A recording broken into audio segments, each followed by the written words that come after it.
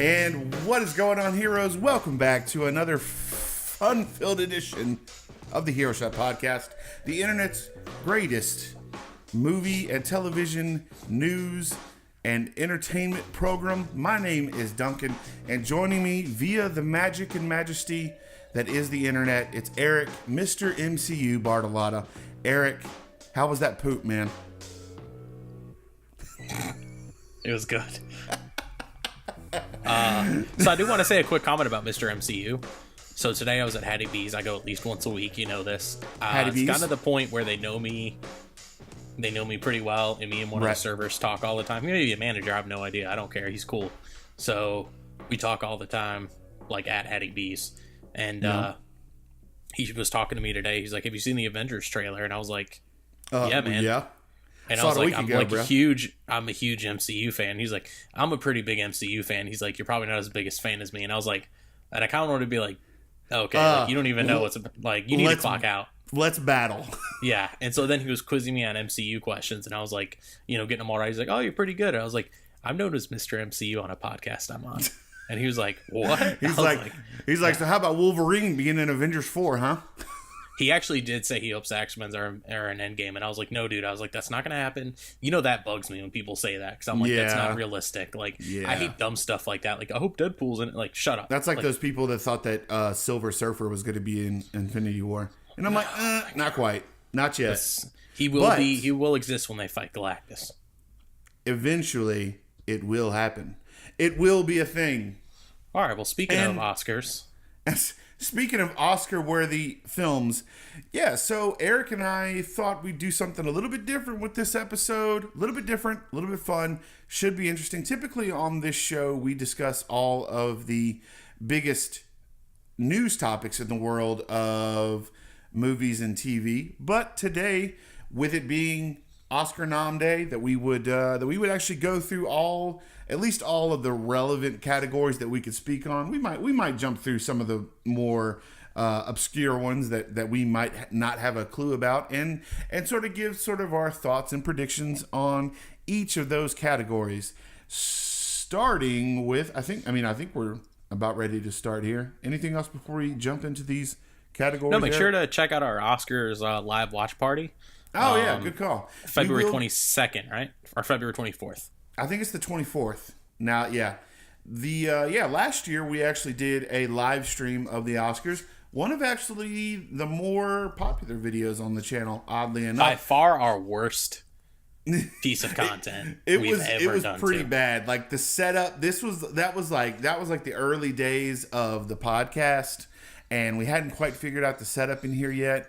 And we thought we were going to be able to watch it in here, but we couldn't get it to pull up on anybody's laptop or iPad or anything. So we pulled it up on the TV across the hallway in the other bedroom over there. And so Eric and I sat here sideways the entire time, watching the entire thing, just munching on some delicious wings. Hey, I just want to let you know I will be over as early as you will allow me that Sunday, so we can figure out how to watch it. Yeah. From the room. Oh, yeah, we'll figure something out. Yeah. We should probably move your TV, redo the entire room. I'll bring that TV in here, and I'll bring the direct TV box in here if I have to. Do you have a wireless box or wired? I think we've got... Wired you can't then. It's got to be wireless. Well, I've had TV in this room before, so the hookup's up there for... direct TV? Whatever the heck it's called. What's that? Coax? The coax is up there.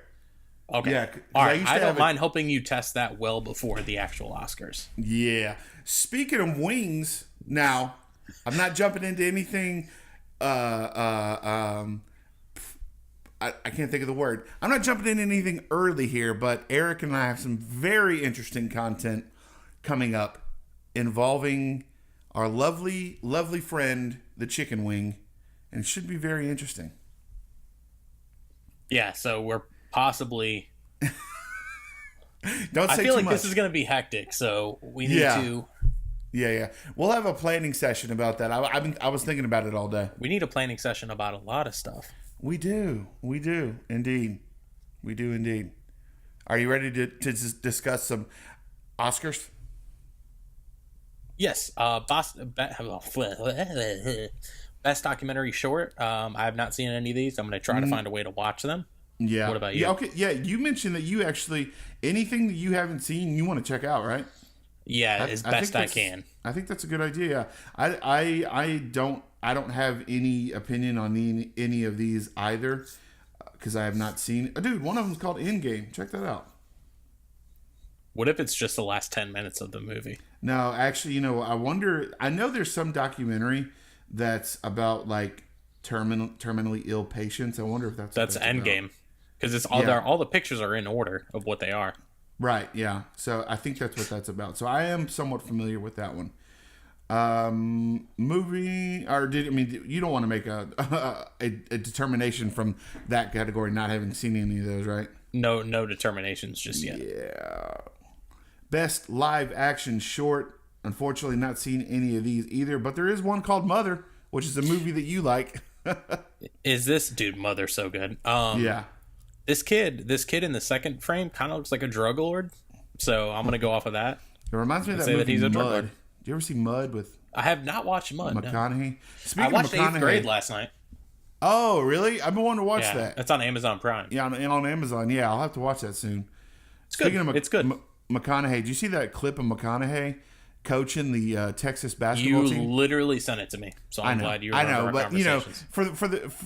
For the podcast, you got to speak in high. Yeah, but people could see our camaraderie by being like, "Hey, remember when I sent you that?" And I'd be like, "Yeah, dude," because we talk outside of this. We talk all the time. We talk all the time. Moving on to best animated short. Now this one is clear and away. I don't care what other shorts are here. Right. You know what I'm going for. The most amazing animated short could be in this section, and it's still not going to be as good as Bao. Dude, Bao makes me cry. Shrimp chips. Bao makes me cry, dude.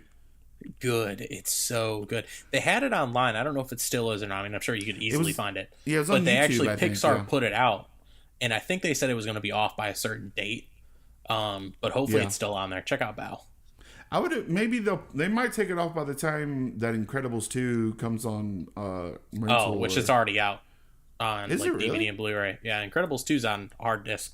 You missed out on that steelbook probably. Yeah, I did. I missed that one. Huh. It's been out at least I think a week or two. Gotcha. Moving on to best film editing. Unfortunately, I can't speak on any of these either. I've really been trying to watch Bohemian Rhapsody here, especially this past week or two, but the fact that it is not available for rental yet. Which actually, let me check that because I thought maybe. Hey, I do have a code if you're willing to spend like $12 on it. A website I go to sometimes has it for like $12 on Vudu to buy. So I don't know. Even before it's released, it's available digitally now. It is. Most stuff is available. Most stuff is available digitally at least 2 weeks before physical. But it's only buy normally. I don't think this is even on digital yet. Is what I'm saying. It said Vudu, like available, like it was like right then and there. You know what? I wonder if it came out today, being that today is Tuesday and all. I wonder if it came out today because I know that it was coming out soon. I don't exactly recall when that was coming out, but I definitely need to check that out. Yeah, it could be out today because I saw the email today. So. I need to check that out as soon as possible. But Black Klansman, that's another one that we're going to mention a few times on this list. Vice, Green Book. The Favorite, dude, I don't know what it is. The Favorite is one that people talk about as being Dude, I want to see it really good. I really want to see it bad. Yeah. I want to see it real good. No. Real good. I don't know why I said that. Because you're just so funny. I really need to make an effort to watch all of these because if I'm not mistaken, all of these are also Best Picture nominees, are they not? I think they are. Is Vice? I don't think Vice is Best Picture, is it? I think it is. I'm about to spoil it. Vice is Best Picture nominee. Okay. Yeah, because dude, I've been thinking about I've been thinking about that. So I cannot make a determination as of yet for best film editing. Will any of these movies not be out to watch at home? Vice may be the only one that's not available to watch at home before the Oscars, I think. Yeah, and maybe The Favorite. The Favorite came out in like December, I think. Yeah. We're gonna have to find these online. We're gonna have to go to Ridgeway to watch The Favorite. I bet. Hopefully I don't fall asleep during it like Shape of Water. like anything else, like every Glass, like Glass. Yeah, like Bumblebee. I didn't fall asleep during Bumblebee. Maybe was it Bumblebee or Spider-Verse? Because I woke you up during one of those. You were snoring. I wasn't. It wasn't that bad. I mean, I'm not saying you were loud snoring. You said I pooped, so I can tell you that you snore. Was it like heavy breathing? Yeah, that's what snoring is, man. Ah, there you go. Learning stuff. Best visual effects. This is a tough one, man, because ultimately my mind... Should we be naming these off, or are you putting all the nominations on screen every time you're talking? I mean, I can. That's because so far we haven't actually named the movies for each category. Well, I named them in the last one, so that's how well you're listening. So yeah. Oh well, not the other ones. Best visual effects. Yeah, because I didn't have any opinion about any of those, so I didn't mention them. But yeah, for this one, we are taking on Avengers: Infinity War. Man, we're so passive aggressive. Did you see Christopher Robin? Yeah, I did. I actually really enjoyed it. First Man, Ready Player One, and still gotta see First Man. I was so excited for it. Solo, a Star Wars story. Glad to see Solo and Ready Player One getting a little bit of love. But man, in my opinion, I think Infinity War takes it away. Josh Brolin, Thanos. I'm gonna say First Man gets it. You think so? Yeah, they like that realistic stuff, man. Yeah, you're probably not wrong. They love that crap. Yeah, I say that, but I really want to see First Man as well. That's the one that I haven't seen Christopher Robin either, so I haven't seen those two. I'll have to check those out. But Ready Player One is just one that, for as much as I really like that movie, it's just one that just like, man, that's like the big one this year that I feel like everyone forgot about. You know what I mean? Mm-hmm. Crazy. Moving on to Best Production Design, we have Black Panther, The Favorite, spelled with a U, First Man, Mary Poppins Returns, and Roma. Do you what do you think about Best Production Design for this one? The selection committee loves like something like The Favorite, how that's designed. Yeah. Depending on how true to form First Man is, I could see them doing that because it honors America or some weird stuff that they like. Mary Poppins Returns is not going to get it. I could see Roma getting it though. Roma looks beautiful. I gotta watch that. I almost watched it the other night and I was like, I wasn't in the mood for it. It seems kind of serious. So is that on Netflix? Yeah, it's on Netflix or Amazon Prime or Hulu. That's what I thought. I thought I saw it on Netflix. Man, Netflix. If you ask it's a Netflix movie then. If you ask me, man, I think Black Panther might have this one, man. I just the way the world is sort of built, all of the characters' outfits, just how everything is sort of like the detail in Black Panther, in my opinion. The detail is very impressive. I just don't see... I see that getting nominated a lot, but getting snubbed as far as award goes. Absolutely. Yeah. I would think... So you're going to go with what? The Favorite for that one? Yeah, I think something like that could get it. Because they love stuff like that. I don't disagree with you. Moving on to Best Sound Editing, Black Panther, Bohemian Rhapsody, First Man, A Quiet Place, and Roma. Man, this would have really helped if I'd seen more. If I'm being honest. But well, dude, that's why I think by the night we watch it, we'll have seen all of our predictions and ideas and whatnot are all subject to change before the airing of the ceremony. But man, just off the top of my head, if I had to pick one, I would definitely go with a Quiet Place. I think that one's in here because that's one of those. It's one of those movies where like I'm a little surprised it's not nominated for like Best Director, Best like Picture or something, or Best Original Screenplay. I don't think it's for Original Screenplay, but Best Original Screenplay. Sorry. Yeah, it's not. So I think this is one of those instances where it's nominated for this because it's going to get it. Right. Yeah, I agree. Like they do that sometimes. They'll like we'll talk about a few other things here down the line that it's like this particular person is going to win this award. So even though they might have deserved a nomination in another category or movie or whomever, it's like, we're going to put you in this category because you're a shoo-in to win this one, and don't bother us about why you're not in any of the other categories, kind of thing. I am surprised to see A Quiet Place in this one. I don't think it pops up any other place in any other. I think that's the only one that it got. I'm not seeing it. Yeah, I don't see it on anything else. I would imagine Black Panther sound editing, and like that's like, it's nothing crazy. Yeah. Bohemian Rhapsody, it being essentially a musical, yeah, I could see that getting it. First Man, especially depending how they deal with space, I think that could have it. I heard that that the sound design of First Man is pretty amazing. Like, it was one of those ones that should have been seen in the theater, from what I heard, and unfortunately I never really got a chance to do that. Thanks a lot, MoviePass. See, I would say the thing though about what would be funny is if A Quiet Place wins, it's because of the lack of sound. Right. Exactly. But like we've said this before, but like it was incredible to sit in a theater and like everyone's completely quiet, like no one's reaching into popcorn or anything, right? Or candy wrappers. It's like that sound editing made you want to be quiet. Like I think it's a pretty transcendent type of movie that should definitely get sound editing. Yeah, exactly. Moving on to best sound mixing. This is another one, very interesting category. We have Black Panther, Bohemian Rhapsody, First Man, Roma, and the addition of one of my most favorite movies of the year, A Star is Born. Now, this one's kind of tough because, I mean, my mind immediately goes to A Star is Born just because I love it so much. But I wonder if the sound mixing is better in any of these other movies, you know? My mind immediately goes to a lot of the live situations that are presented in A Star is Born, and how well they were sort of able to handle that, like with the addition of like crowd noise, just sort of like the live sort of rawness of the instruments versus sort of like, they also wanted the audio, the actual vocal audio, to be as clear as it could be. So it's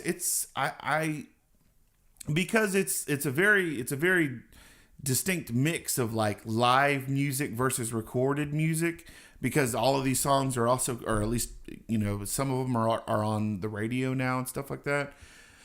That's interesting to see. You know, I guess I would have to go with A Star is Born, just based upon all of that information, just how well they were able to sort of like, you know, how well they were sort of able to build up sort of the wall of sound in A Star is Born. But I could imagine Bohemian Rhapsody and First Man also being amazing as well. Just how well it's sort of mixed. I'm not sure. Did you? I would assume you probably agree. Yeah, honestly, agreed. Like, I think the way A Star is Born mixes sound over like scenes and like music over what they're doing is really neat. I'm sure Bohemian Rhapsody does that too, though. Right. So it's like, I don't know. That's what. If you watch any of the music videos that they've edited together for any of the songs from A Star is Born, they're all really well.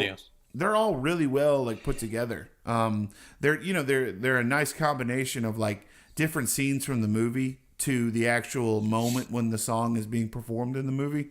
It's cool how they were able to put it together. Best foreign language film. Now, I haven't seen any of these, but in my opinion, just based upon the sheer sort of hype around Roma, I would imagine that Roma takes this one. Yeah, absolutely. I think that's their best. That's their best picture. Right, Roma. This is going to be Roma's first win of the evening, I'm sure.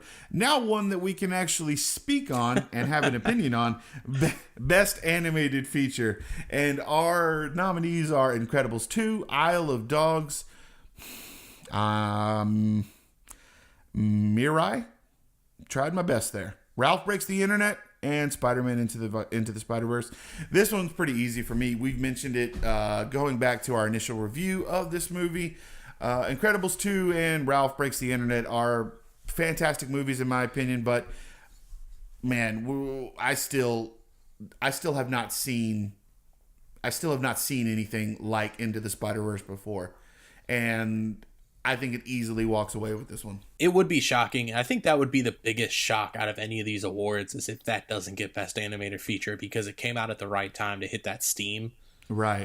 Incredible. This is how I kind of look at it. And I thought about this earlier today. I was like, if Spider-Verse didn't come out, Incredibles 2 would get it. If Incredibles 2 didn't come out, Isle of Dogs would get it. If Isle of Dogs didn't come out, then it's kind of a toss-up. Did you see Isle of Dogs? Yeah. What'd you think about it? It was good. I like Fantastic Mr. Fox better. But I also really liked that book when I was little. So, I mean, it's like, I love Fantastic Mr. Fox. The movie. Didn't know it was a book. Learning stuff. Learning. Yeah, kids' book. Knowledge. One of my favorite animated movies that's like non-Pixar. Definitely up there. But, yeah, so I think Into the Spider-Verse not only has a really solid story, it's fun, but it's got awesome music. Visually, it's like nothing you've ever seen. It completely changes the game. Right. So it's honestly to me like what like Call of Duty was for gamers. It's like I think it's gonna start like, opening up animation styles. Like even the Lego movie, like what Lord and Miller did with the Lego movie was interesting with that visual style, and this kind of plays on that a little bit while being more CG. So it's I don't know, I love what they do. I hope they don't do live action movies anymore. I just want them to keep doing fun animated movies. I don't know, I do want a 23 Jump Street really bad. I've been thinking about 21 and 22 Jump Street quite a bit lately. I need to rewatch them. They're so good. Yeah, I agree with that, man. I would love to see that. I really would have loved to have seen those guys, that Men in Black crossover they were trying to do. I would have loved that, but I know it would have been fun. But I feel like if you're going to get a 23 Jump Street or that crossover, I want 23 Jump Street. Right, I hear you, man. Moving on to Best Documentary. Now, I don't know. I've not seen any of these movies, but based upon the category here, Free Solo, Hale County, This Evening, Minding the Gap of Fathers and Sons, and RBG. The first time I read that, I thought that said BFG, but that's besides the point. Now, the only opinion I have on this particular... Big Friendly Ginberg. Yeah. The only opinion I have is the fact that this climbing documentary, Free Solo, I've heard a lot about it on certain podcasts. It's a what now? That. Free Solo. No, but it's called. What is it about? It's about rock climbing. It's about this guy. I don't remember the guy's name, but Solo. His name is not Solo. Solo is like I think it has to do with the fact that he's climbing like by himself. So there you go. Okay. I would imagine that. I would imagine that that movie probably has the most hype around it, so I would not be surprised if we see that one taking away Best Documentary because so many people seem to actually really enjoy that particular movie. I don't know. I think RBG gets it just because she's really popular right now.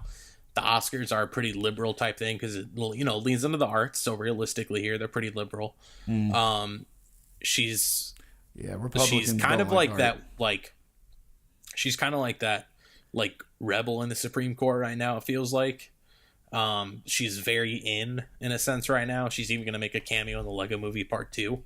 What? So yeah, she's non-speaking part, but they actually call her by name, and she's one of the Legos at one point. So, but she had to give permission for like likeness and all that. But she's very in right now, and I think politically they would want to pick her.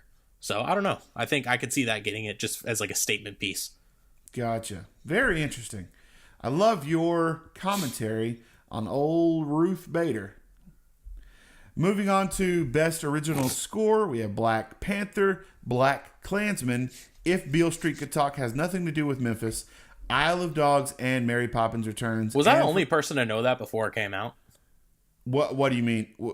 Everyone I know that I talked to was like, it's not about Memphis? I'm like, no, it's like a play. Like, it's based in like Brooklyn or Manhattan or something. When I first heard about it, because I first heard about it like a year ago, because I'd heard that, they're doing this movie about this novel this book that's, that already existed. And I went and looked it up because I saw that the title, If Beale Street Could Talk. And I figured it out like a year ago. I was like, oh, this has nothing to do with Memphis.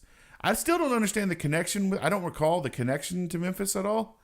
But Yeah, I don't remember.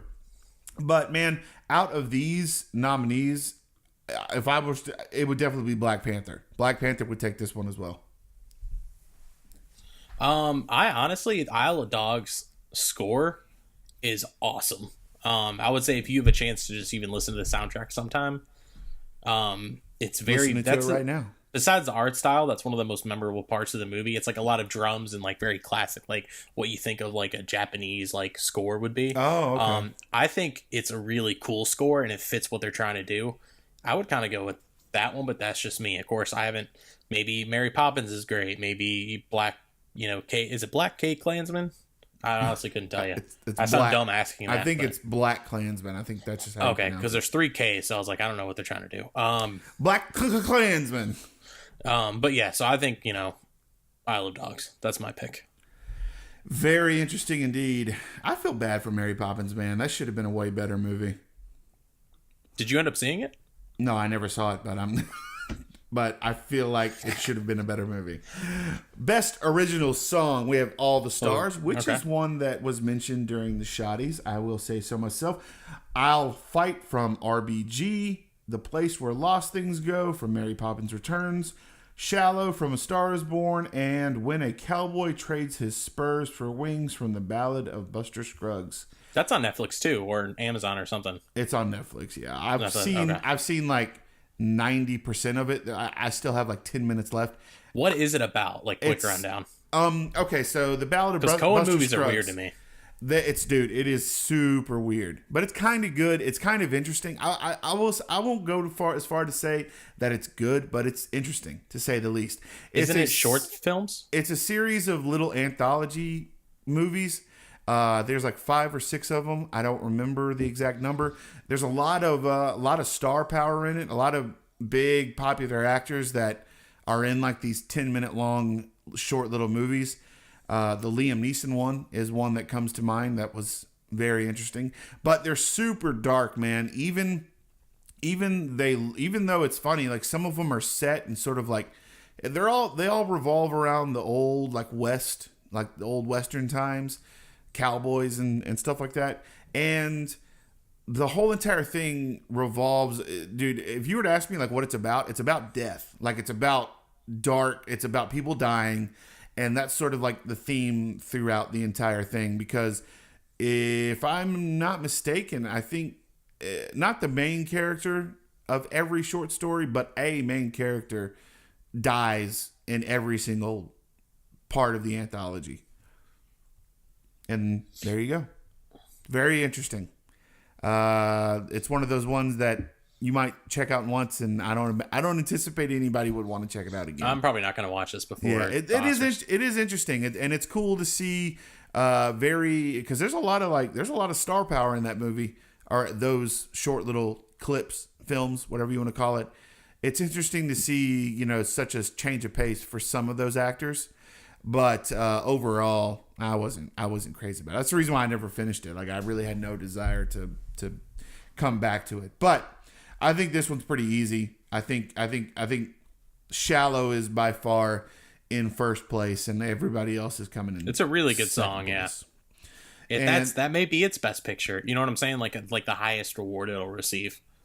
Interesting. I think Bradley Cooper should get Best Actor, but that's just me. That's a little ahead of myself. Yeah. Well, we shall see. So you agree? You think Shallow probably takes it, or at least that's your pick? I mean, I don't know. I mean, maybe. I think Shallow makes it. I think maybe I'll Fight is a really good song. I've never heard it. I don't know. Best cinematography, we've got The Favorite, Never Look Away, Roma, A Star Is Born, and Cold War. Now, obviously, my mind immediately goes to A Star Is Born, but when I'm considering cinematography, Eric, I want to say I'm between Roma or The Favorite. This is not me basing it upon my knowledge or my opinion. I think that those two, either one of those would probably be a lock for winner. Sort of nudging myself towards The Favorite. Just based upon the clips that I've seen from that movie, I would imagine that movie probably takes this award. It's tough. Yeah, man. I mean, Romo's like black and white, which is always kind of impressive to try and do. Yeah, get with it, Roma. What is this? 1956? Well, now it's impressive. If you can make it look good, it looks awesome. Yeah. I actually wanted The Walking Dead to be all black and white, the series, because the comic is. I thought that would look cool, but too late. I think I could see like A Star Is Born plays with light and stuff really well because of like them being at concerts quite a bit. Right. But I don't think I don't think that's like integral to the story. I do think it's really well shot, but it's not like superbly shot. Yeah, I think Roma gets it.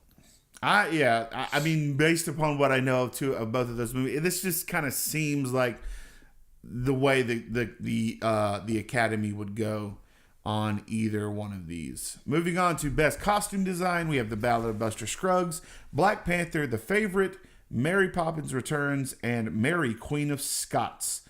Based upon this, my opinion would be for Black Panther, just based upon what I said earlier. I think the costumes in Black Panther are fantastic, but I would imagine, based upon just what I know from this movie and how it's sort of like, it almost is sort of like the dark horse that everyone is kind of talking about, sort of like is going to come out of nowhere. I think I wouldn't be surprised if The Favorite actually takes this one. Yeah, I could see The Favorite or Mary Queen of Scots. God, I love Margot Robbie so much. Margot Robbie. I don't think Black Panther gets costume design, man. I just don't. Like, I don't think it looks like it. The costumes are great, but I could see it getting. What was the last one we talked about with it? That was production. That was. I could see production design over costume for sure. Yeah, that's production. Because the whole, you know, like when they go to Mbaku's like, you know, kingdom, and you see like all the big like, what was it, like tree trunks or whatever? Not tree trunks, was it? You know, whatever it was. Like, all that looks cool, but I think it's so much more than the actual costume design. I think it is the entire production. So yeah, I think you're gonna get something like The Favorite or Mary Queen of Scots for this. Ballad of Buster Scruggs. How do you think that looks? That one wasn't. You know, now that I'm thinking about it, that's pretty good. You know, it looks good. For I forget who the Coen brothers use as their well, it's probably, you know, I'm thinking of the director of photography. That has nothing to do with costumes. I don't know why I thought about that. No, the costumes are pretty legit, man, and everything's pretty legit. I mean, that one I could see that one possibly taking the award, but that one should be interesting to see, because I feel like, dude, for a movie that nobody went and saw, Mary Poppins Returns is in this thing a lot, huh? Yeah, even though I mean, maybe that for costume design, especially they're trying to pull from like an older movie. So, yeah. You know, depending on how they like it. Best makeup and hairstyle, we have Border, never heard of it, Mary Queen of Scots, and Vice. I don't like that picture, yeah. Yeah, that's strange. Man, I got it. Dude, I think Vice probably takes this one. It's weird that there's only 3 nominees, too. It's crazy how much he actually kind of looks like Dick Cheney and Christian Bale at the same time. Yeah. Which, I mean, that's what he is. It's, you know, Christian Bale playing Dick Cheney. Right. But it's like, man, like, that actually, like, it's kind of crazy to me. It trips me out. You know, it's also, though, the Mary Queen of Scots, like, right there, like, Margot Robbie, that, you know, that's Margot Robbie, but also it does kind of look like Harley Quinn. No, I'm joking. It actually doesn't look like her in a sense too, if that makes sense. Yeah, it looks like it's I don't know. Yeah, it's her eyebrows, I think. What's wrong with the guy's face in Border? I'm gonna look and see what this movie's about. I don't know what Border is, but you know, Vice is an interesting thing, because Vice, you know, what they hyped up is how much Christian Bale changed his body in order to fit the role of Dick Cheney, but you know, they did a lot of additional work there to make it sort of what it is now. I don't know, that one will be interesting to see, but if I had to choose one today, it would be Vice. Moving on. This is weird. This is weird. Border. So I'll just read the one sentence IMDb thing. A customs officer who can smell fear develops an unusual attraction to a strange traveler while aiding a police investigation, which will call into question her entire existence. And there is someone that has a slightly werewolf-like appearance. It says this fairy tale. I wonder if this is like supposed to be like a Beauty and the Beast type scenario or something. I don't know. Interesting idea. I wouldn't mind watching it. It's a Swedish film, so it may not be in English at all. Very interesting. Can't wait for you to cut that. Best adapted screenplay. No, it's not getting cut. A Star Is Born, The Ballad of Buster Scruggs, which I forgot. Yeah, is a book, a novel. I think Black Klansman, If Beale Street Could Talk, and Can You Ever Forgive Me? Now, I know I have not seen the movie yet, but I am thinking that this one is probably going to either go to Black Klansman or If Beale Street Could Talk. I am 100% with you there. I think it is going to Black Klansman. I do. Because it's like interesting because it's based on like based on a book which is based on like his like notebook and like all of his like findings like and stuff. The guy I had the guy's name earlier, man. I wanted to remember his name. His memoirs. Memoirs. His memoirs. It sounded like you're trying to say memories and you just gave up. Ronald Stallworth. Yeah, I think that gets it. I think that's, A Star Is Born is a really cool screenplay, but I think there's other awards for that. But it's a movie that's technically been done 4 times already, so.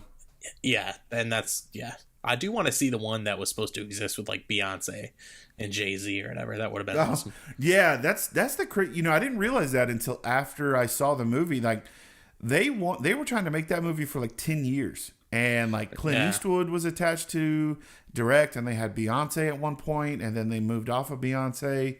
And there was a ton of different actors and artists that they went through before they could have been a very different movie. Yeah, could have been terrible. Could have been really bad. I think it could. I think Beyonce doing it, especially with like a pop spin on from the beginning, would be cool. Beyonce would be fantastic. Clint Eastwood for me has been on like a steady decline for like the past 10 years. I think Clint Eastwood movies are not good anymore. Dude, The Mule's not good. If I'm just ever since like I don't know. Dude, what pops into my mind immediately is American Sniper. That movie, I did not like that movie. I'm sorry. Like, I did not. That was American propaganda. Yeah. Sorry, I know that probably sounds controversial, but it was to me.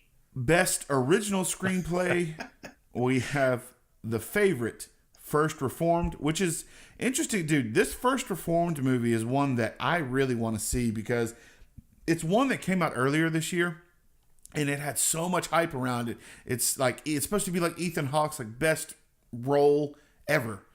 And then it just like disappeared and no one ever talked about it again. And it's on this list one time. I saw earlier today, they were talking about how like a few people were talking about how disappointed they were that Ethan Hawke didn't get a best actor nomination for this movie. And I would assume it's because no one saw the movie. Man, you got to get your movies out at the right time. You really Even if no man. one's seen it, you just got to do it right.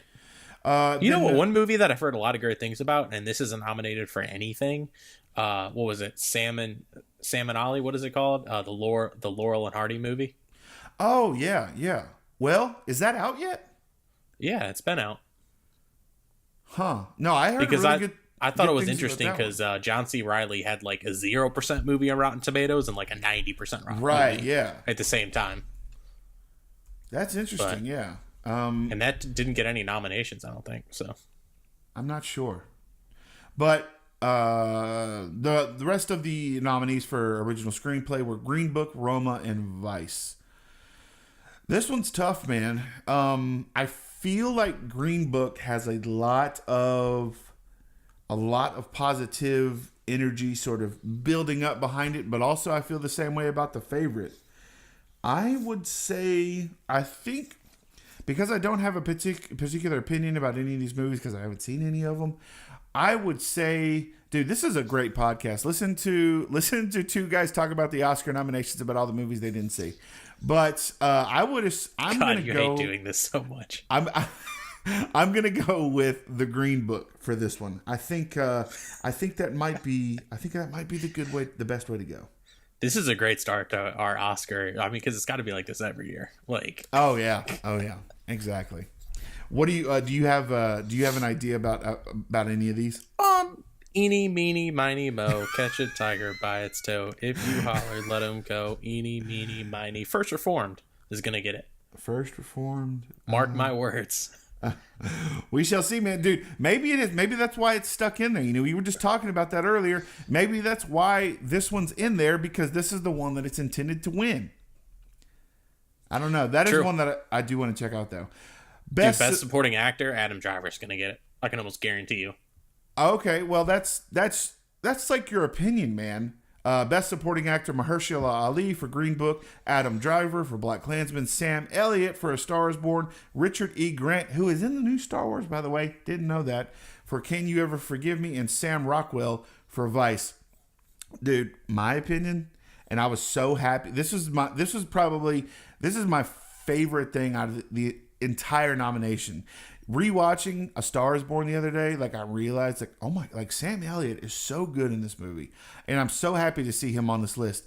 I know he's awesome in the movie. Honestly, he's not gonna win. I know he's probably not gonna win, but just in my heart of hearts, I want him to win. So I'm going with Sam Elliott for Best Supporting.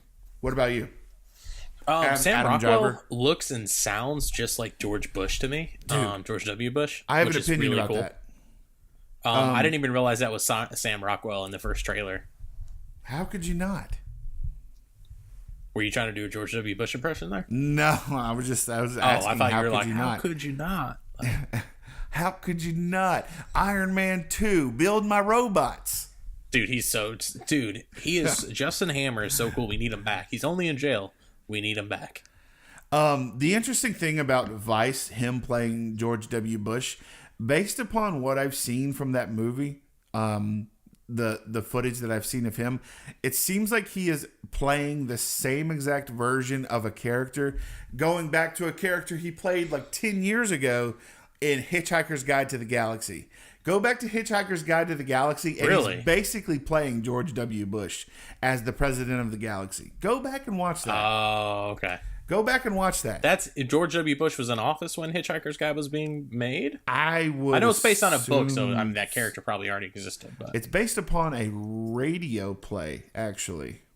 Oh, I thought there was a book that like an actual. It was originally a radio play, and then it was turned into a novel, and then they made the movie. Yeah. Hey, weird thing today. We do at work. We get like a morning email, like company wide, with like news and stuff. Hello, and Eric. We have a daily quote. It's so dumb. And it's our quote today was from the Hitchhiker's Guide to the Galaxy. How funny is that? 2005, world. Yeah. So that's right in the thick of George W. Everyone hates him. Yeah. This man's already invaded Afghanistan. Well, I don't know if he was there's a connection there at all, but I feel like whoever casted Vice saw him playing Beeblebrox, I think is the character's name in that movie. I'm okay. I feel like they saw that and they were like, that's our George W. Bush. That, and I feel like I don't know. I feel like he fit the role really well. But for me, I'm going with Sam Elliott. He said in an interview in 2005, someone asked him about his character for like inspirations, and he said, "Was there any George W. Bush there as well?" And he said, "I watched Bush and I watched Clinton. There's definitely some Vince Vaughn in there, but yeah." So it sounds like I'm right on the money. As mean as that character, it's really up for interpretation because in the book you can't tell if he's a genius or a moron. So yeah, it sounds honestly like there was at least some inspiration. Yeah, you watched them, so yeah. I came up. All right, now we're getting to the big guns. Now we're moving into the big guns. Best Supporting Actress: Amy Adams for Vice, Maria de Tavria from Roma, Regina King from If Beale Street Could Talk, Emma Stone from The Favorite, and Rachel Weisz from The Favorite. Very interesting to have two supporting actresses from the same movie, but I feel very confident in saying that this one's going to Regina King. And my thought process for that is because she won the Golden Globe. So okay. I feel like because she won the Golden Globe, I feel like there's sometimes quite a bit of carryover between the Golden Globes and the Oscars, and I feel like I can trust the Golden Globes in saying that she gave a very stellar performance in that movie, because I unfortunately haven't seen it. So I'm going with Regina King. But I feel like that's almost like sort of like a consolation prize nominating two actresses from the same movie, because how are you going to pick one over the other? I feel like that would be weird if they did. I'm sure that's happened before. Yeah, but I feel like I feel like they're not realistically going to choose one over the other. But I don't know. I don't know. But I think Regina King takes the one. Do you have any opinion about that? No, because honestly, if she won Golden Globe, I'm sure she would get that. Yeah, sometimes doesn't Amy Adams get like nominated for like every Adam McKay movie she's in? Yeah, I feel like Remember, people love Emma Stone. Remember, did he do American Hustle? Remember that movie? And they got nominated for like everything, and it was like it was a extremely mediocre movie. I thought it was I feel that way about The Big Short. I think American Hustle's awesome. I think Big Short sucks. Well, I saw The Big Short too. I didn't think The Big Short was that good either, but it went over my head. That's not that hard to do. I don't think it's I don't think it's. I mean, it's not as good as Blade Runner 2049. Swing. That's your. But yeah. So Regina King. Cool beans. Regina King is the queen of the awards. Best actor, we have Christian Bale for Vice, Bradley Cooper for A Star Is Born, Willem Dafoe for At Eternity's Gate. I want to see that so bad. A movie that I have never heard of before yesterday. Plays Picasso, I think. Rami Malek for Bohemian Rhapsody. Oh, is it really? Oh, I didn't know that. I mean, look, he looks just like Picasso. I assume that's who he's playing. Interesting. And Viggo Mortensen for Green Book. Now. Oh, Vincent Van Gogh. I'm sorry. I said Picasso. I don't need the. Oh, yeah. It's funny that we both equally knew a little about art history, and we both were on the same wrong page. That's interesting. There's a lot of Fantastic Beasts articles when you look up. They must have came out at like the same weekend. Ah, interesting. Or Fantastic Goes and Where to Find Them. That's what it should be called. Who do you think wins Best Actor? You said Bradley Cooper earlier. Dude, I love him as his character, though. He did a good job, man. Dude, not without giving too much away, like his entire story arc. It's fantastic. Yeah, dude. I think Raimi may get this though. Raimi. Yeah. Now this one's tough because I read stuff. I don't listen to stuff. The Golden Globe had these two guys separated because for the Best Actor for the Golden Globes, Christian Bale won one and Rami Malek won the other one. And I feel like if you put the two together, I feel like this ends up going to Christian Bale. That's sort of like my Oscar math. Like I feel like that would be the way that they go with that one. But I'm with you. I would like to see Bradley Cooper win this one, but I don't realistically think it's going to happen. I think it's going to go to... No, I don't think he gets it. Yeah, but I want him to. I don't think Rami Malek really, even though I know a lot of people love his performance in that movie, I don't think Rami Malek really has a chance. That's just not that kind of movie. I feel like even as good of his performance, it could have been technically the best performance out of these five, but I feel like just the kind of movie that it was, I feel like it's not going to win. But we shall see. Indeed. For Best Actress, we have Yalitza. Wait, so who do you think is going to get it? Huh? I honestly don't feel like I know who you think is going to get Best Actor. I felt like that was like... Oh, I said Christian Bale. Saying a bunch of people won't get it. Okay. Christian Bale. I feel like Christian Bale wins it. He goes like full method too. Like, yeah, he's an incredible actor, man. Yeah. Best Actress, we have Yalitza Aparicio. Glenn Close for The Wife. Who knew Glenn Close was in a movie this year? Olivia Colman for The Favorite. Lady Gaga for A Star Is Born. And Melissa McCarthy for Can You Ever Forgive Me? I want Lady Gaga to win this, but I think Olivia Colman ends up winning this one. I just think that's the way it's going. But for the record, who? Sorry, what? Who did you say? I said I want Lady Gaga to win this award, but I feel like Olivia Colman will win it. I agree with you. Actually, it seems like an award Olivia Colman would get. Lady Gaga is really good in A Star Is Born too, though. Olivia Colman from Hot Fuzz fame. She was in Hot Fuzz. Very interesting. I feel like Lady Gaga is, in a sense, just playing herself. So I feel like they're not. Yeah, gonna... I mean, she did such a good job. I want her to win this. She won. those are the two, just like we had two categories for Best Actor with Christian Bale and Rami Malek. Olivia Colman and Lady Gaga won the two awards for the Golden Globes. But I feel like Olivia Colman ends up edging out Lady Gaga for the win. Unfortunately, as much as I want Lady Gaga to win.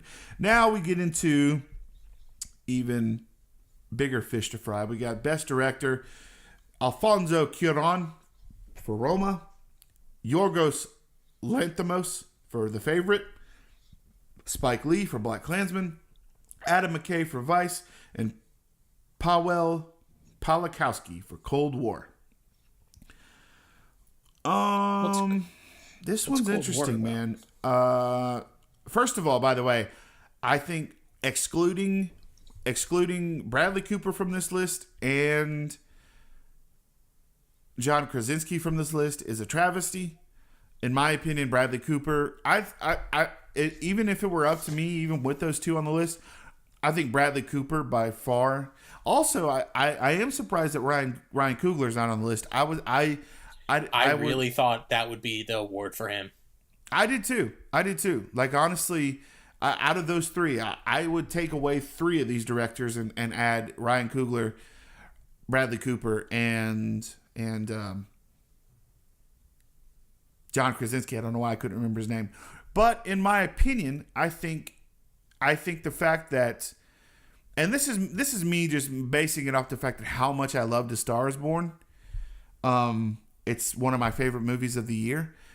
I think that me too. How well directed that movie is for Bradley. For me, what it is, and maybe this is me just being a little bit biased, it's because that's Bradley Cooper's first movie. I think Bradley Cooper was able to knock it out of the park in such a way that he deserves some kind of credit for that. But okay, so quick question then. Okay, best debut directing movie, Bradley Cooper or John Krasinski? Because wasn't John Krasinski's first directing Quiet Place, or did he do the Hollers too? Did he direct the Hollers? No, he directed something before Quiet Place. I don't remember what it was, but he had directed something prior to that. Let's see. I know he did a movie called The Hollers, and I thought he wrote it, but did he produce a director? I don't know why. Okay, he directed a couple episodes of The Office, and then he directed The Hollers and directed A Quiet Place. Okay.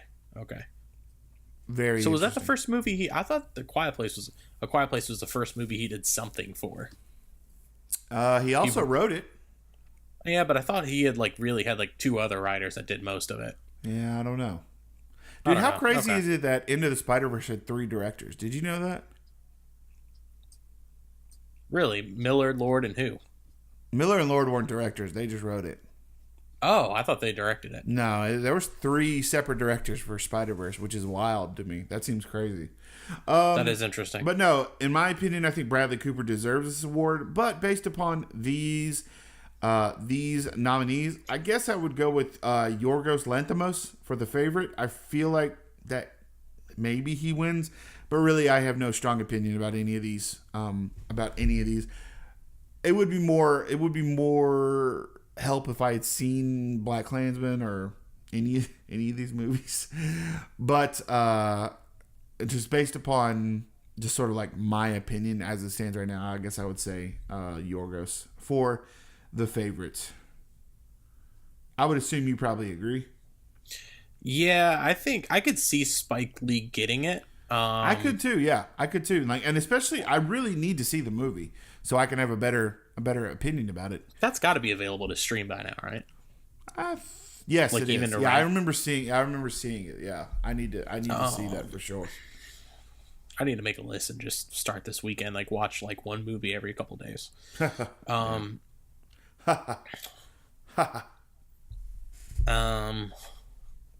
Yeah, I'm gonna go Spike Lee. I think Spike, and we have brought ourselves to the big dog, Best Picture. It's interesting. Why don't they just nominate 10 movies?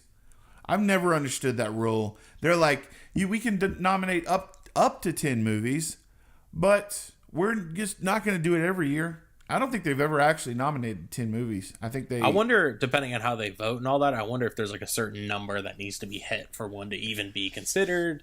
Oh, dude, it's like a super lengthy like formula for how they end up. Yeah. How they end up choosing these movies. I'm sure there's a line somewhere, and so just because you can get more, and I definitely wouldn't say to do 10 every year just because. I would rather them only say, hey, these are what we feel like are the best of the year. Like, that's it. Like, I wouldn't say put Spider-Verse or Quiet Place on there because they're great.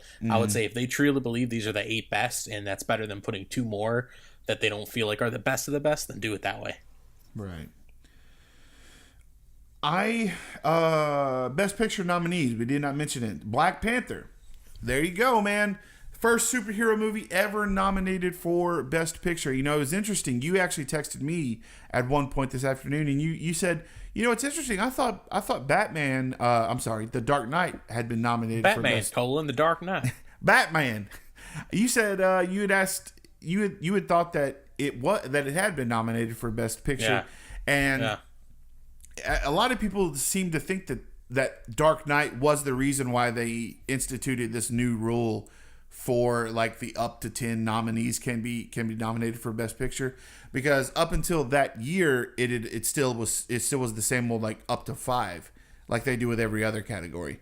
And that particular year everyone seems to be of the opinion that if there had been more nominees that the Dark Knight had definitely would have been in there, but unfortunately that was really what, you know, it's like the Dark Knight rule is really what it is why they can nominate up to 10 now.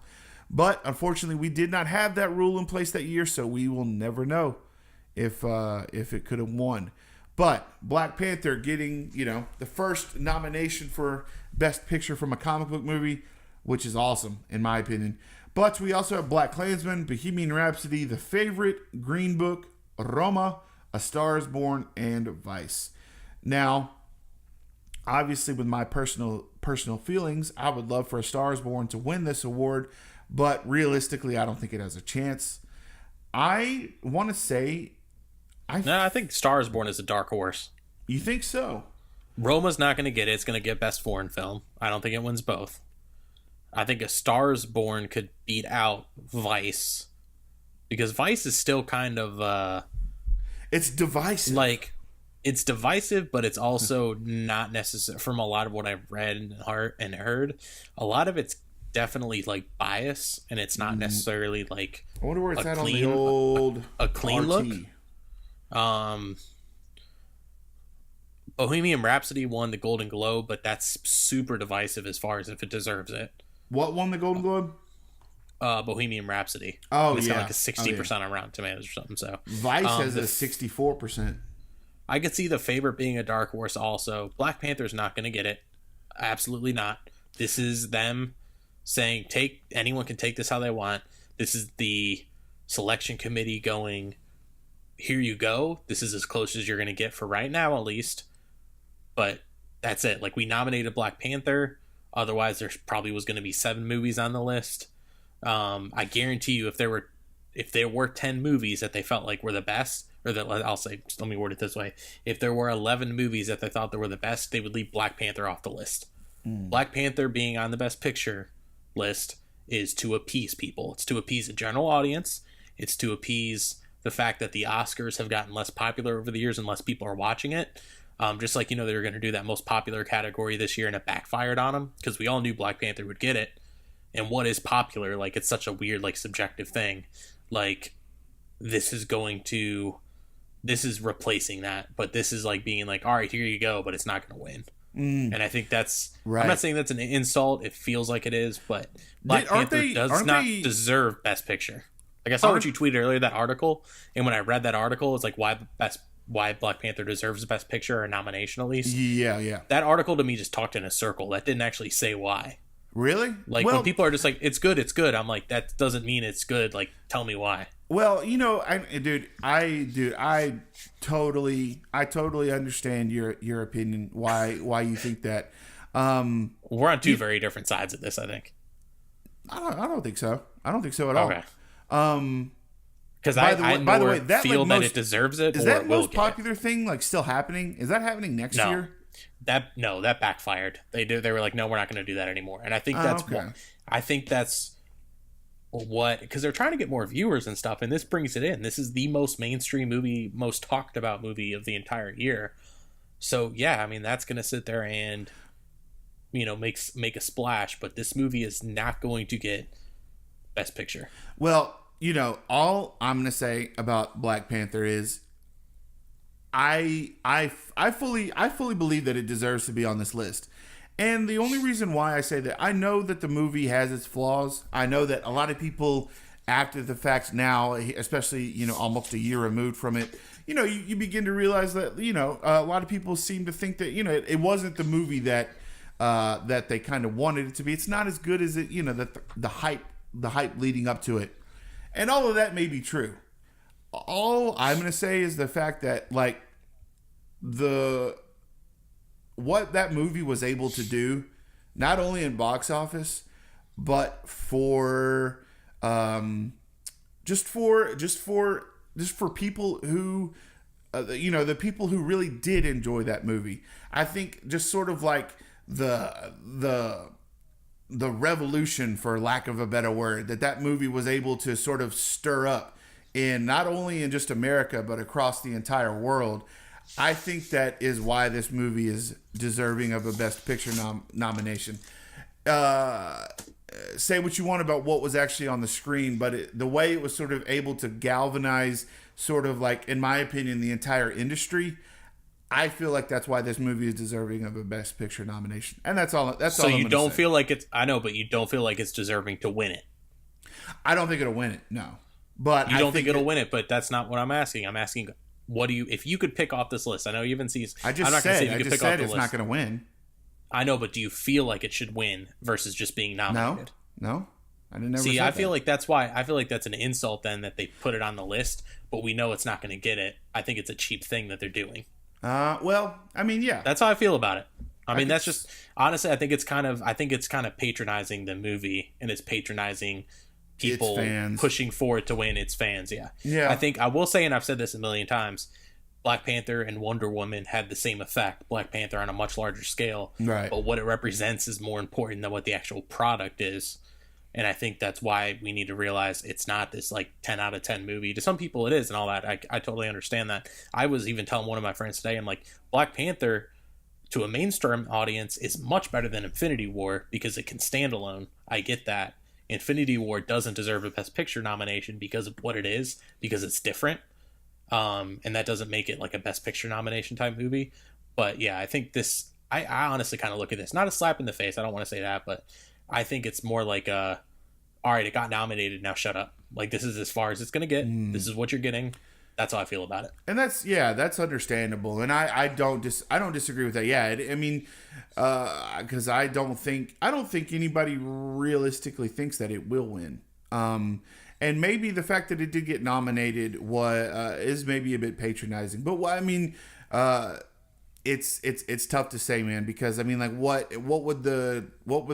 how would the selection committee look if they hadn't included it? You know what I mean? It would be a strange situation, I think. But that's what I think. This is a 7 list Best Picture nomination list. Sorry, you know what I'm saying. Best 7 movie nomination list with Black Panther included. Right. Like, I think that's kind of like what it is. Like, it's like, go hang out with the big dogs. Like, where I honestly, I feel like this is just like an image thing. Like, I would be so surprised if it actually wins Best Picture, because I don't think it's beating out. I would love it. I mean, I would love it if it did. I think that would be terrific if it did, but I don't see it happening, unfortunately. I mean, but no, I understand why it was nominated. I think it's cool that it was nominated. I think it's really cool that it was nominated. I mean, it's great and all, but I just can't help but feel like it's the fact not a pity nomination, but you know what I'm trying to say. Like, I feel like it's nominated to appease and to get views and to get people talking. See, that's funny. I had never thought of like the PR side of it. Like, oh, like, look, we're gonna look so like so I'm trying to say like I'm trying to think of like the plural form of like millennial. We're gonna look like millennials or something. Well, I think it's gonna make you look good and progressive. Yeah, that's a good way. That's a good way to put it. Like, think about it this way: not William Dafoe, Jesus. James Franco won the Golden Globe for Best Actor for Disaster Artist last year. Right. Then, like, that night, going into that next week, he had a bunch of sexual, like, assault allegations and stuff, and like that whole issue. And then he wasn't even nominated for the Oscar. And I guarantee you, he was going to be nominated for the Oscar. Like, a lot of stuff is reactionary, and it's going to exclude things, but I think they're also going to add things to make things look better and to get more people in. Yeah, that's funny. I hadn't thought of like the PR, you know, the public image side of it, and you know how it makes the selection committee, the Oscars itself look. But man, it's a controversial thing, and yeah, it's something to think about, because now, yeah, it is kind of a weird thing to think about, the fact that it was nominated when I don't think many people anticipated actually winning. Now, if it did win, I feel like that would be, I'm just thinking of that, you know, I'm thinking of like 10 years down the line when we're all talking, we're like, dude, remember that time when Black Panther won Best Picture? Like, how crazy was that? And but maybe in 10 years it won't sound that crazy. I don't know. Now, let's say this too, Best Picture, and I meant to bring this up earlier. I don't think I even texted you about this, and this is immediately what I thought of this morning was popular movies, quote unquote, like, don't normally get nominated for Best Picture. The last movie that was like super mainstream that got nominated for Best Picture and won was Lord of the Rings: Return of the King, and that movie swept the Oscars that year. Right. But it also was more of like it was almost like an award for his entire trilogy in a sense. Like it was like it represented him like winning, like, hey dude, you just did these back to back to back. It was incredible what you did. Like, he pretty much made New Zealand a place on the map. Like, you know, I feel like this is that feeling again, but without it actually having a chance of winning. But then again, if you would have told me, you know, a week before Return of the King won Best Picture that it would actually win, I'd be like, I don't know about that. Like, because movies just, you know, they don't normally go for these big spectacles. And it's like, I feel like Black Panther is as close to Return of the King as far as winning Best Picture as it could be. But you also don't have it nominated for Best Director. You don't have it nominated for like a screenplay. You don't have any actor or actress nomination. So I don't think it's going to win Best Picture. Like, why isn't Michael B. Jordan nominated for Best Supporting Actor? Right? Like, yeah, that's another one that I forgot to mention. Because to be honest, Chadwick Boseman's not. Chadwick Boseman is definitely what should I say? Not an entourage, an ensemble actor. I think he does. I think there's a lot stronger actors and actresses in that movie besides Chadwick Boseman. I think he's good, but I think he's really good. But I also think I would rather see, what's his name? M'Baku. Oh my God. Duke Winston. Duke Winston. He's great. Winston Duke. Duke. Yeah. Winston Duke. My bad. Winston Duke, Michael B. Jordan, you know, like all that kind of stuff. So, Lupita Nyong'o, you know, Angela Bassett, even, she's awesome as his mom in it. So I just feel like this is the closest we've gotten since Return of the King for a Best Picture nomination for such a popular movie, but I don't think it gets it. I just don't, because Return of the King was special. Like, the entire Lord of the Rings trilogy, let's throw The Hobbit out there because it's awful, but the entire Lord of the Rings trilogy is truly something that we will never get again. I don't disagree with you, man. You got a lot of good insight on that, and I appreciate your thoughts. We never picked a winner, though. Who do you think is going to win the Best Picture out of these nominees? Man, I think realistically, you're looking at Vice or The Favorite.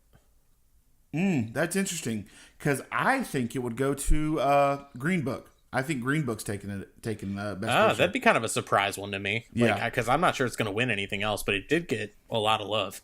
It did get a lot of love, and supposedly it's fantastic. I mean, that's another one that, like, I'm ashamed of the fact that I'm ashamed of how many of these movies I have not seen. It's horrible, but no, just based upon just like I feel like it deserves it. Like, and I know that's the worst thing I possibly could have said, because that's so subjective, but I just feel like that's how it's lining up, and it just in my head at least, that the Green Book, dude. I'm watching True Detective right now, by the way, and Mahershala Ali is killing it in True Detective. It's so good. So freaking good. Oh, so is it just the first episode out of season 3 now? No, they did 2 episodes the first week, and last Sunday the third one came out. So there's 3, and I assume they're doing 1 a week from now on.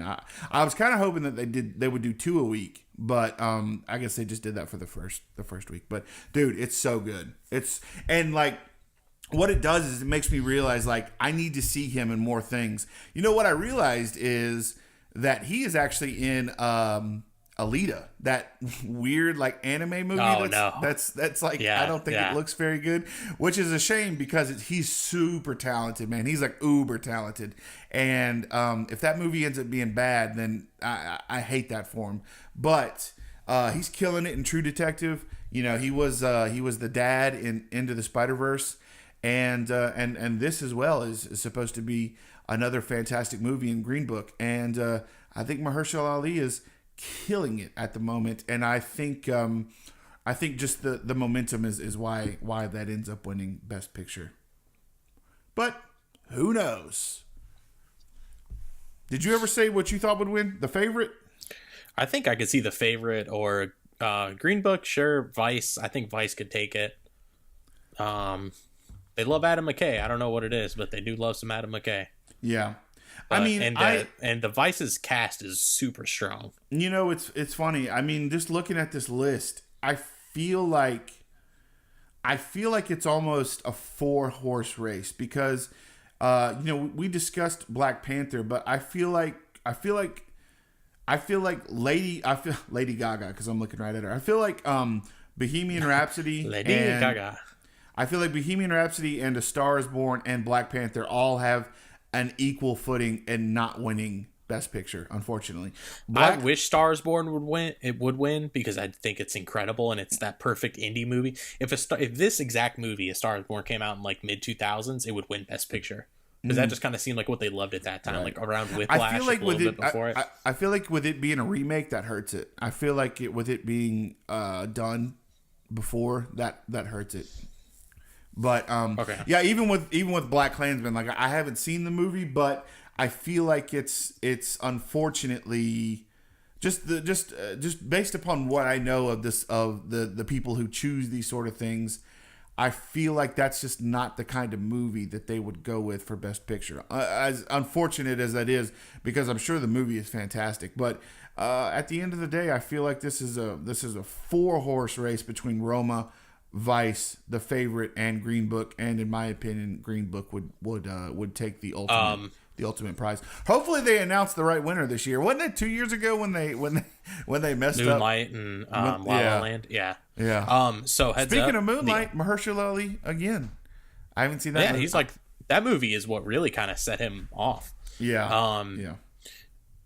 That and what was it? Season 1 of Luke Cage. Isn't he in House of Cards too? I want to say he's one of the main guys in House of Cards. I love him in that. I don't remember. I've never seen House of Cards. So dude, House of Cards is so good. I'm never gonna watch the last season though. So The Departed, Martin Scorsese's Departed, is the only remake to ever win Best Picture for an Oscar. But True Grit, starring Haley Steinfeld, the 2010 remake, the Coen Brothers one, was nominated, but it lost. Yeah. So there's only 2 movies that have ever even gotten in there. Yeah. See, I feel like just when it comes to, and I mean, you can say this for Black Panther, you can say this for BlacKkKlansman, Bohemian Rhapsody, and A Star Is Born, but there's typically a certain kind of movie that wins Best Picture, and it's usually a drama. It's usually pretty boring, and yeah, it usually is that makes me almost think that the favorite might not actually win either. I don't know. But you know, the fact that it is a comic book movie, I think, is the ultimate reason why Black Panther doesn't win Best Picture. And you can say that about anything with Bohemian Rhapsody being a musical biopic. I think that keeps it from winning this award. Same thing sort of with A Star Is Born. It's more of a musical drama with like some sort of funny moments in there, but it is also sort of I don't know. It's just not the kind of. And then Black Klansman just seems to be sort of like a movie that is so sort of like highly stylized, and it is so particular to what it is that it doesn't really have a chance of winning either. But what do I know? You know, I could see any of them potentially winning. I think it would be interesting to see if any of those other ones that I sort of knocked off the list actually did end up winning. Dude, if like Bohemian Rhapsody won or something like that, I think it would be crazy. But who knows? Oh man, that was interesting. Talking about a lot of movies that we haven't seen. Yeah. So between now and the end of next month, we've got a few movies to see, sir. Yeah, that's what I probably have. Probably 10-ish that I need to watch. Right. Which isn't too bad, actually. Like one every like 4 days. It's just going to be I want to watch as many of these as possible for free. So that's going to be the only bad part. Right. And that's another thing too, dude. When you're paying for MoviePass, MoviePass kind of messed up my 2018. If I'm being totally honest. Because it kept me from seeing movies. When knowing that I paid my money, that I'm wasting my money with MoviePass that I'd already spent for the full year of 2018, and the fact that I didn't get to see some of these movies, it almost was like the fact that I was having to pay double to see these movies, and that's what kept me away from seeing a lot of these kind of movies, and why I watched A Star Is Born online the first time, you know, that kind of thing. No, I'm with you, man. I definitely would like to try and find the most cost-effective way to watch these movies as possible, but we shall see. We shall see indeed. Eric, thank you so much for joining me for this Oscar roundup, man. Anything else before we adjourn for the evening? No. Well, what do you guys think about the nominations that we got for the Oscars earlier today?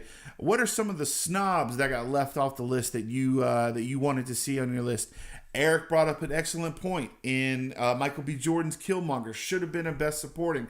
Bradley Cooper should have been on the list for Best Director. There's plenty of those on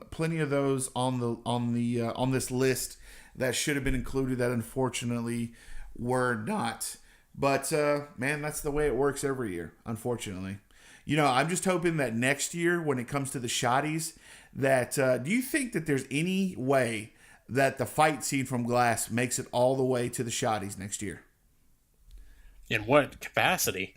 I'm saying, like, when we talk best about fight scene, when we talk about best fight scene, do you think that it still gets mentioned in a year for no, because you know what I'm gonna say for best fight scene already. You know it's gonna be that ending Avengers fight that is going to blow my mind, because you know they got to go all out for it. That's already won it. That's the first award I'm giving out this year. Who knows, man? Who knows? Indeed. All right, everyone. Well, thank you so much for checking out this Oscars edition of the HeroShot podcast. Want to make sure you know to subscribe to HeroShot Media. That way you guys stay up to date with all of the awesome videos and content that Eric and I have planned down the pike for 2019. If you guys are a fan of the audio version of the podcast, be sure to subscribe to us on iTunes, Google Play, Stitcher Radio, what else? Spotify, SoundCloud, all of that fun stuff. And yeah, you can find me online at HeroShot Media on Instagram and Twitter. And you can find Eric on Twitter at Playalata, Playayata, right? Playalata. Playa, Playalotta. Lotta. Which I don't like that people think it's like a play on playa, which I'm like, no, it's actually, I probably should have. But Play Lotta doesn't sound right. Yeah. That's game a lot of, but I'm like that game a lot. I'm like, honestly, I barely touch video games now. I've been playing Madden on my phone quite a bit. Anyways, that's taking up the majority. I haven't played a console game besides Super Smash Brothers. I haven't played a console game in a while. It's been a hot minute for me too as well. I think the last console game I played was Breath of the Wild almost a year ago. Ooh. All right, folks. Thanks so much for checking out this edition of the HeroShot Podcast, and we will see you next week. Goodbye.